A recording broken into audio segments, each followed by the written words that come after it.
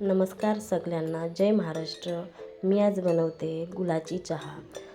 गुळाच्या चहासाठी लागणारं साहित्य घेतलं आहे. गवती चहा, अद्रक, गूळ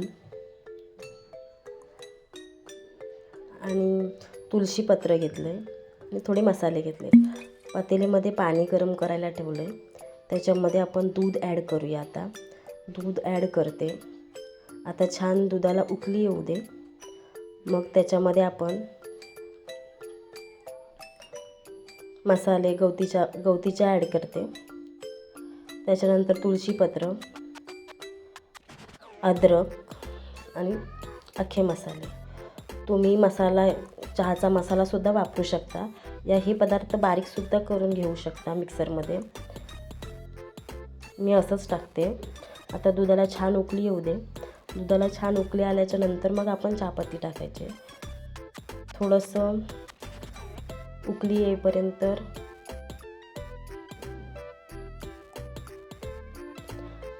आपण चम्मचने मिक्स करूया. चम्मचने मिक्स केलं की ते पूर्ण एकजीव होतं. सगळे मसाले दुधामध्ये उतरते. छानपैकी स्वाद येईल त्याच्यासाठी.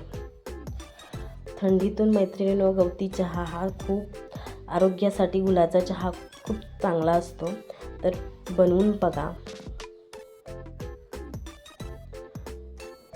आणि मी जी पद्धत वापरली ती जर बनवलात तर चहा फाटणार नाही. आता मी चायपत्ती टाकते. चहा पावडर टाकून झाल्याच्या नंतर छान उकळी येऊ दे. त्याला सारखं मिक्स करायचं, म्हणजे असं चहाचं टेस्ट खूप छान येतं.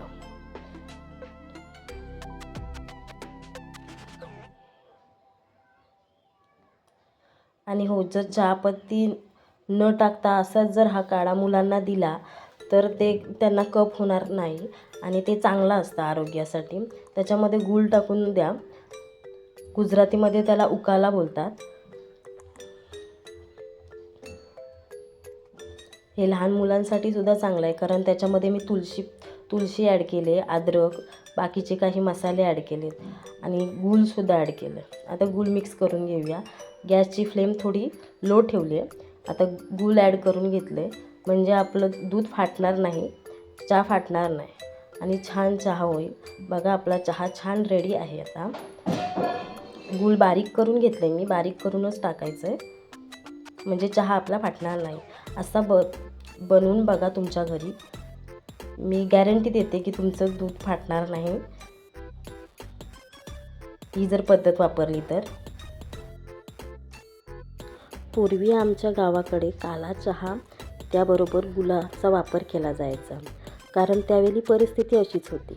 परंतु आता तोच गूळ आरोग्यासाठी चांगला आहे. आम्हालासुद्धा हाताला लावून दिला जायचा, कारण त्यामुळे लहान मुलांचा कफ पातळ होतो आणि तो आरोग्यासाठी आपल्या चांगला असतो. तर मग तुम्हीसुद्धा कोणी असा गूळ खाल्ला असेल तर कमेंटमध्ये नक्कीच मला सांगा. मी तुमच्या कमेंट नक्की वाचेन. थँक्यू.